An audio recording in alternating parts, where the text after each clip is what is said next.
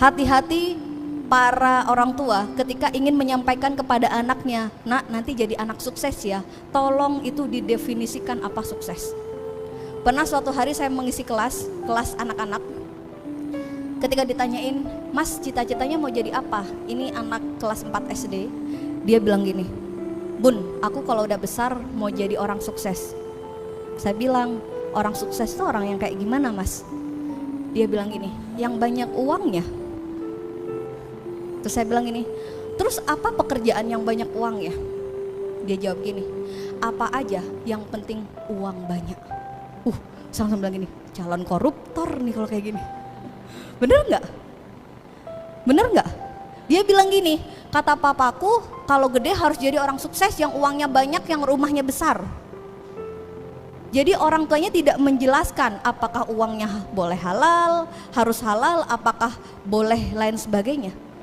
Ketika itu yang dimasukkan, didoktrin kepada anak bahwa nak kalau gede jadi orang sukses, yang rumahnya gede, orang tuh udah sukses, mobilnya banyak, maka anak akan punya pikiran yang penting saya dapat uang banyak. Ngeri loh, beneran saya waktu itu langsung dek, bisa jadi koruptor nih kalau kayak gini. Lalu kita luruskan, oh berarti gitu ya bun, iya, hati-hati bapak ibu. Jadi kalau anda berpikir juga kalau nak pesukses ya, sukses itu dijelaskan, sukses itu yang kayak apa. Kalau kami dan saudara-saudara kami sama oleh bunda sama abah dari kecil selalu disampaikan dakwah. Ketika saya teringat betul waktu mau masuk psikologi, saya baca buku psikologi itu dari MTS. Anik mau kuliah di mana? Psikologi Mi, kata beliau. Terus mau jadi psikolog yang kayak apa? Diem, saya bingung, psikolog kayak apa ya?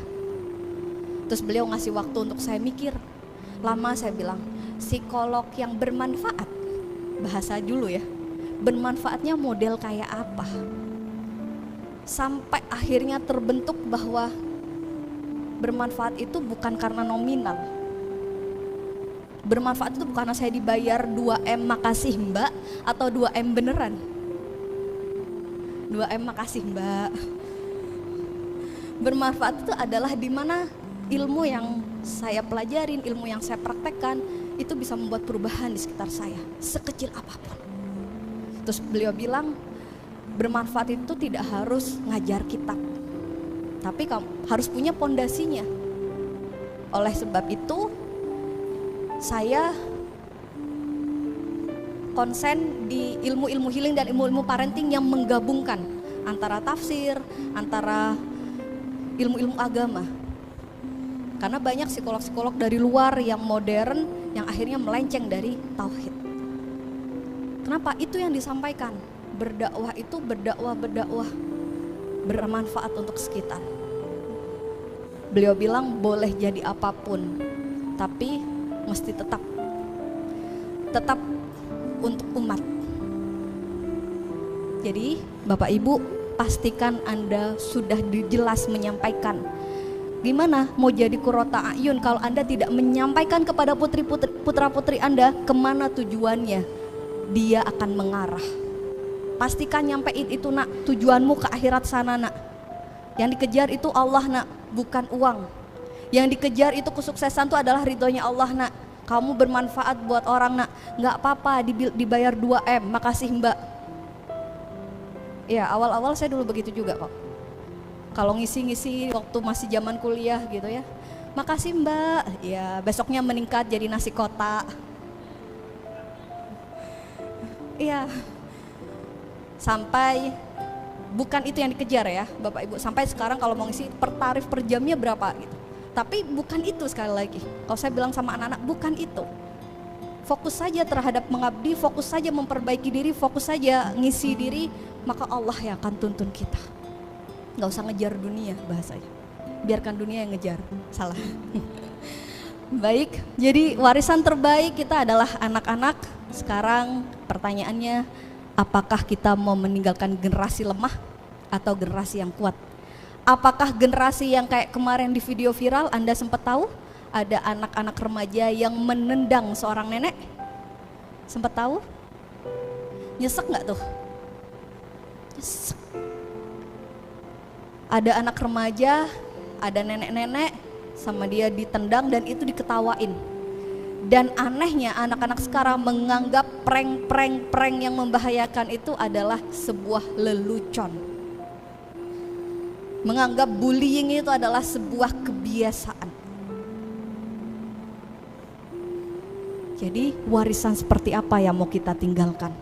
Jangan hanya ngurus warisan harta, tapi pastikan anak-anak kita jelas sehingga kita ketika nggak ada sekalipun dia tetap menjadi penerus kita untuk menjadi amal jariah kita. Bapak Ibu, di next. Oke, karena anak ini ternyata amanah, aset, terus warisan terbaik, jalan surga atau neraka kita, pertanyaannya, bagaimanakah kita memperlakukan mereka selama ini? Cinta atau nafsu? Coba. Bagaimana kita memperlakukan anak-anak kita selama ini Bapak Ibu? Cinta atau nafsu? Gimana? Serius nih? Coba kita urai ya. Kalau cinta, yang sebenarnya maksa-maksa ngafalin Quran itu siapa? Coba. Yang biasanya bilang, ayo nak, demi bapak, please ngafalin. Itu cinta apa nafsu?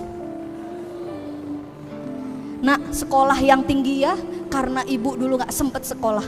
Dendam pribadi yang dikasih ke anak. Bu, gak suka di kedokteran, demi ibu nak, ibu dulu pengen jadi dokter gak jadi. Semisal. Sekolah ya di pendidikan, nggak suka di pendidikan, senengnya gambar, demi bapak cita-cita dulu di pendidikan nggak keturutan. Cinta atau nafsu? Banyak nafsunya apa banyak cintanya? Apa aja nafsu yang kita rasain nih? Salah satunya maksa-maksa. Boleh ngarahkan. Itu kenapa pentingnya untuk kita benar-benar paham tentang tadi potensi genetik anak. Ngarahkan itu wajib. Tapi kalau anak sudah muntah-muntah, jangan dipaksakan. Maksudnya gimana? Ada salah satu santri, salah satu anak kami di Al-Maudah, sebut saja namanya Mawar. Itu sudah ngafalin Quran tuh sudah sampai Allah, sudah kayak stres. Dia bilang, saya ditarget harus hatam, harus wisuda. Saya sampai bilang, ini orang tuanya nggak tahu ngafalinnya kayak apa. Coba orang tuanya ngafalin.